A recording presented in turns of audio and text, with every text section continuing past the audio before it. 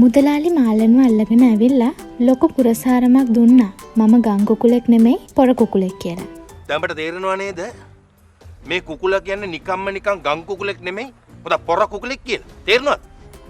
ඉතින් ඔන්න දැන් ආපහු මාලන් ඒ පොර කුකුලව ගමේ කුකුලෙක් කරන්න තමයි ප්ලෑන් එකක් ගහන්නේ. මාලන්ට කරපු කියපු දේවල් වලට මාලන් මුදලාලිගෙන් පලිය ගන්න මෙහෙම දෙයක් කරයි කියලා අපිට සඳුදා කොටසින් බලා ගන්න පුළුවන් වේවි. ඒක වෙන්නේ මෙහෙමයි. අපි දන්නවා මේ වෙනකොට සරාලා නාට්‍ය බලන්න එන්න තමයි ඉන්නේ. හැබැයි එයා කියනවා මම නාට්‍ය බලන්න ගියත් ඒක බලන්නේ පිටිපස්සෙම තැනක හැංගිලා තමයි කියලා. ඔය නාට්‍යයට ගියත් බං කොහේ හරි ඈත කොනක ඉඳගෙන හැංගිලා බලලා එන්නේ ඔක. ඉතින් ඔය කියන විදිහටම සරාලා මාලන්ගේ නාට්‍ය බලන්න ඇවිත් හැංගිලා ඉන්නවා.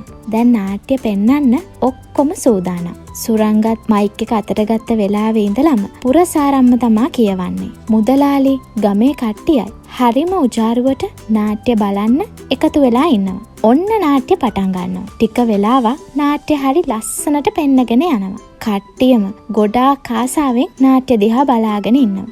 ඔන්න එකපාරම කවුරුත් හිතපු නැති දෙයක් වෙනවා. හැමෝම මූණෙන් මූණ බලා ගන්නවා. ඒ තමා මාලන් ලස්සනට මේ කතාව එඩිට් කරලා තියෙන්නේ නාට්‍ය ඉවර වෙනවත් එක්කම මුදලාලිගේ සායම දිය වෙන විදිහටයි. ඔයාලට මතකද දවසක් සරාලාගේ වාඩියට මුදලාලි කුඩු දැම්මට පස්සේ සරාලා ඒකෙන් බේරෙන්න මුදලාලිගෙන් වීඩියෝ කට් එකක් ගත්තා. මම සරාලාගේ වාඩියට මත්කුඩු දැමීම සඳහා මාගේ උළුමෝලේ දෙදෙනෙකු යොදාගත්තෙමි.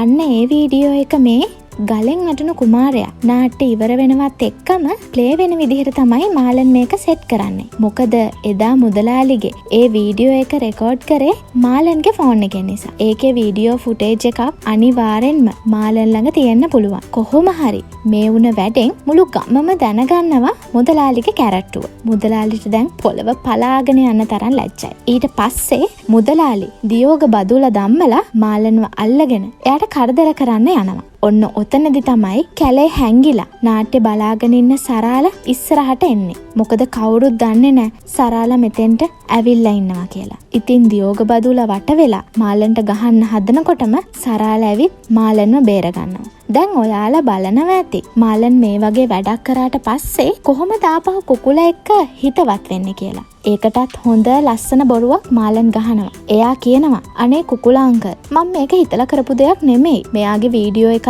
තිබ්බනේ මගේ ලැප් එකේ.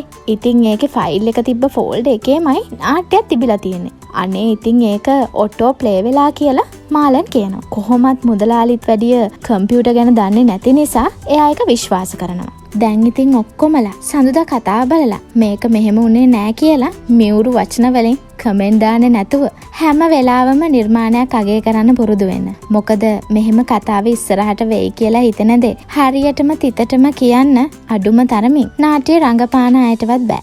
ඒක දන්නේ සද්දසයි අධ්‍යක්ෂතුමායි විතරයි. ඒක නිසා මම කියන දේවල් අගය කරනවා නම් ඒක මට ලොකු ශක්තියක්. එහෙනම් හැමෝම පරිස්සමින් එන්න. ගිහින් එන්න.